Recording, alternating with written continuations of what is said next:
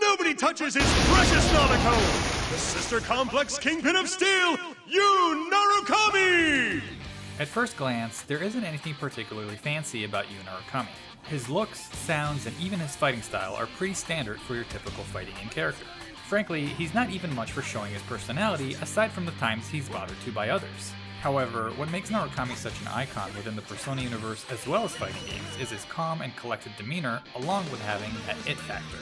From a technical sense, with regards to main characters in fighting games, Narukami is definitely a shoo-in. He's straightforward enough in his approach, but still very effective. On a tier list, he may not be at the very top, but his all-rounded nature definitely makes him a threat. Considering his RPG origin, Narukami's depth as a character isn't all that fleshed out. Nonetheless, even without a long history to know from, like Street Fighter's Ryu or Tekken's Kazuya, Narukami does share one thing with those characters. He's the man. The thing that separates Narukami from the rest of his peers in the Persona 4 Arena series is his absolute composure, both from an attitude standpoint and fighting style stats. No matter the situation, he always seems to be in control, a personality trait that quite frankly translates to his gameplay.